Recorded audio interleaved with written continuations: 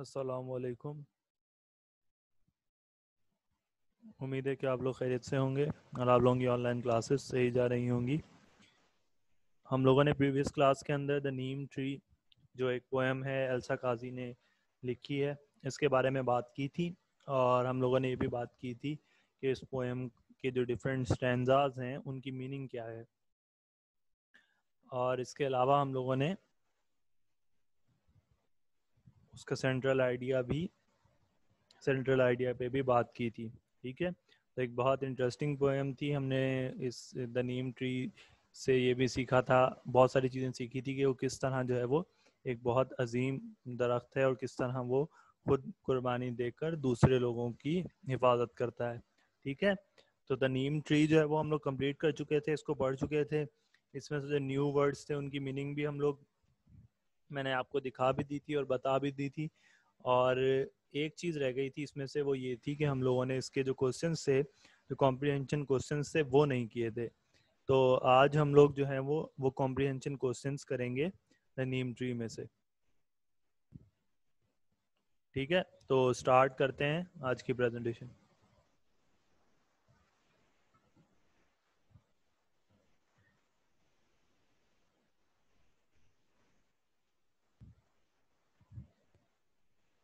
आज के learning objectives हमारे ये हैं कि हम लोग रिव्यू तो कर चुके हैं कि इससे पहले हम लोगों ने क्या किया था, और नेम ट्री हम लोगों ने कंप्लीट किया था और उसके जो डिफरेंट चीज़ें हैं उनके ऊपर बात की थी। आज हम लोग कॉम्प्रिहेंशंस करेंगे, न्यू वर्ड्स करेंगे और एक न्यू लेसन भी हम लोग स्टार्ट करेंगे। ठीक है, ये था हमारा नीम ट्री जो हम लोग पढ़ चुके हैं। अगर आप लोग इसको वापस से पढ़ना चाहते हैं तो मैं एक मिनट आप लोगों को दे रहा हूँ कि आप इसको पढ़ लें, और फिर हम लोग इसके क्वेश्चंस करेंगे। तो वो क्वेश्चंस आपके जहन में जो चीज़ पढ़ी थी वो वापस से रिवाइज हो जाएगी। तो इसको पढ़ लें पहले, फिर हम बात करते हैं इनके क्वेश्चंस पे।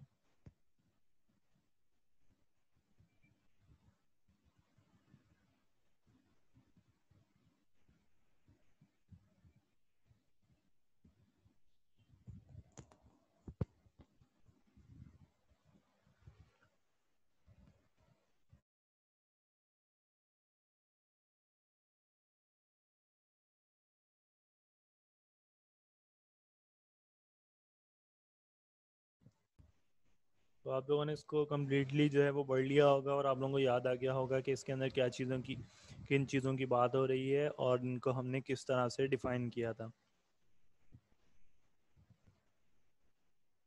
तो सबसे पहला क्वेश्चन है, what does a Neem tree look like.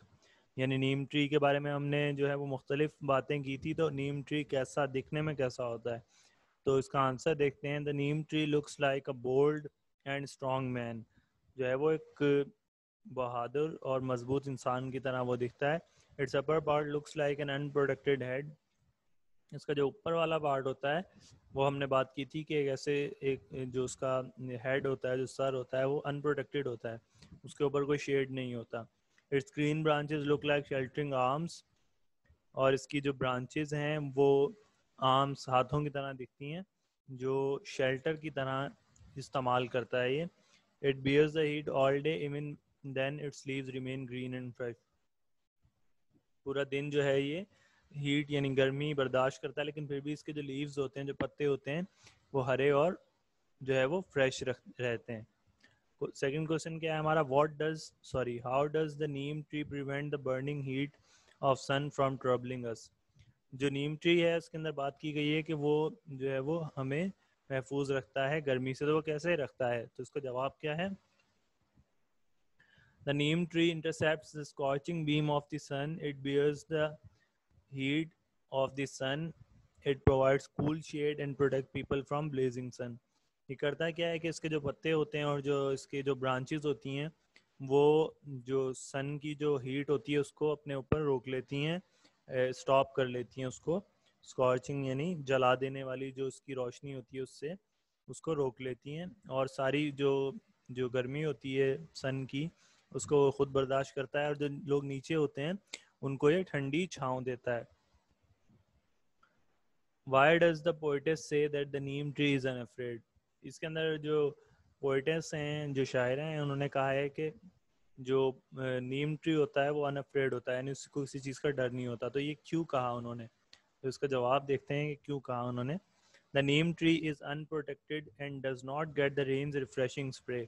जैसे हमने पहले बात की थी कि नीम ट्री का ऊपर कोई शेड नहीं होता और उसको बारिश भी पूरा दिन नहीं मिलती। Even then its leaves are green and fresh, लेकिन इसके बावजूद भी उसके पत्ते जो होते हैं वो ग्रीन और फ्रेश होते हैं। It bears all the heat from the burning sun and gives soothing and cooling shade to people. The poetess rightly says that a neem tree is unafraid. Neem tree जो है वो unafraid इसलिए होता है क्योंकि वो पूरा दिन जो है वो धूप के अंदर खड़ा रहता है और उसका जो उसके सर के ऊपर कोई चीज़ नहीं होती, कोई प्रोटेक्शन नहीं होती। और बदले में वो क्या करता है कि लोगों को सूथिंग, आराम देने वाला और ठंडा शेड यानी कि साया प्रोवाइड करता है। तो वो इतना ज़्यादा बहादुर होता है।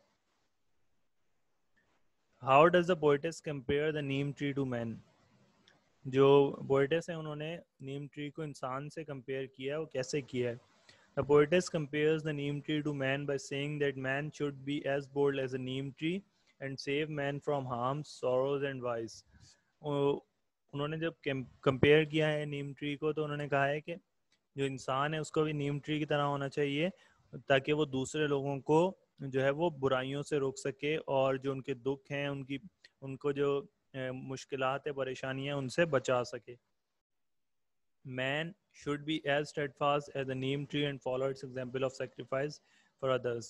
और साबित कदम होना चाहिए इंसान को जैसे कि नीम ट्री होता है, और उसकी एग्जाम्पल जो है, कुर्बानी जो वो नीम ट्री देता है, उसको अपनाना चाहिए इंसानों को भी क्या करना चाहिए कि अपने आप में जो है वो तकलीफ़ें बर्दाश्त करके दूसरों को जो है वो भलाई और अच्छाई उनके साथ करनी चाहिए। What according to the poetess is the highest aim of life। जो पोइटेस हैं उनके मुताबिक जो है वो जिंदगी का सबसे ज़्यादा बड़ा मकसद क्या होना चाहिए?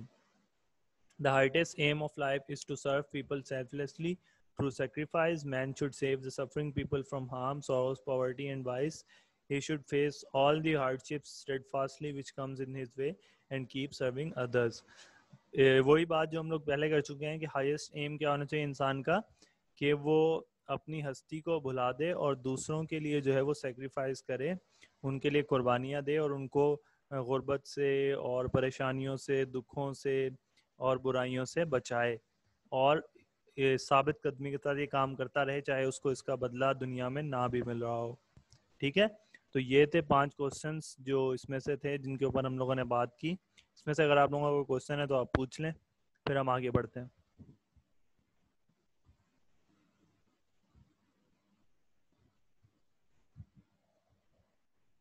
ये 5 क्वेश्चंस हैं जो नीम ट्री के अंदर क्वेश्चन इसमें से पूछे गए हैं। इसके अलावा जो इसका सेंट्रल आइडिया है उस पर हम लोग पहले ही बात कर चुके हैं पिछली स्लाइड के अंदर, पिछली क्लास के अंदर। ठीक है, तो अगर किसी ने वो क्लास मिस की है तो उसको उसको और इसको दोनों को अगर आप 7 क्लासेस को अटेंड करेंगे तो आपके समझ में आ जाएगा कि क्या बात हो रही है।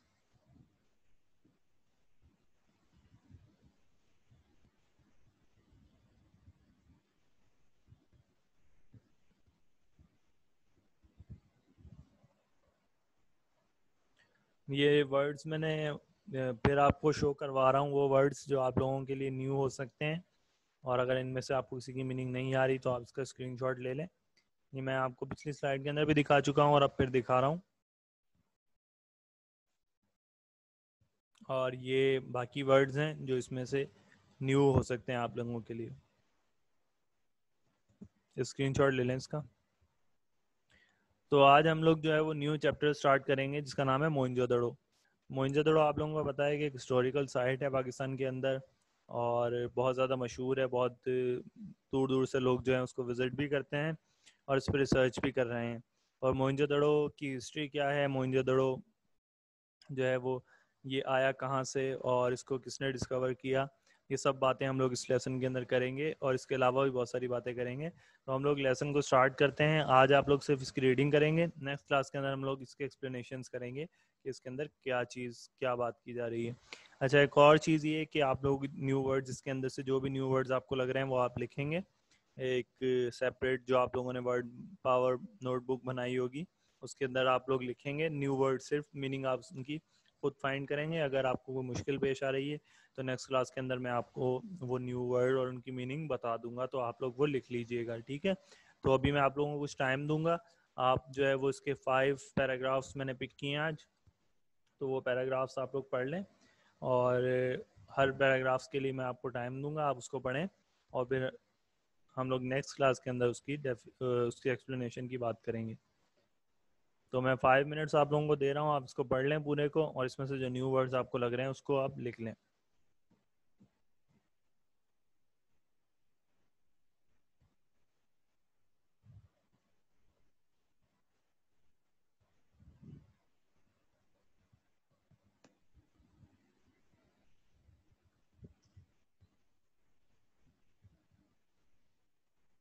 तो ये आप लोगों ने पढ़ लिया होगा, इसमें से अगर कोई क्वेश्चन है तो आप अभी पूछ सकते हैं, लेकिन आप नेक्स्ट क्लास के अंदर हम लोग इसको डिस्कस करेंगे, तो हम लोग इसकी पूरी क्लियरली बात करेंगे कि यहाँ क्या बात हो रही है। तो अब ये 2 पैराग्राफ्स हैं, इसको भी आप लोग पढ़ लें, और न्यू वर्ड्स इसमें से जो हैं उनको भी आप लोग लिख लें या अपनी कॉपी के अंदर नोट कर लें।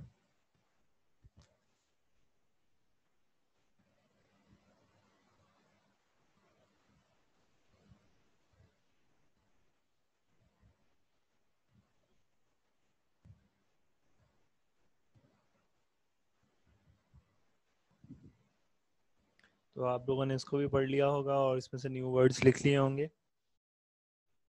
तो आज का जो है वो हमारा लेक्चर यहीं तक था। नेक्स्ट क्लास में हम लोग मोइंजोदड़ो पे बात करेंगे। इसके अलावा एक दो और भी चीज़ें हैं जिनके आपको जो है वो कवर करवानी है, तो वो भी आहिस्ता आहिस्ता मैं आपको साथ साथ करवा दूंगा, ठीक है।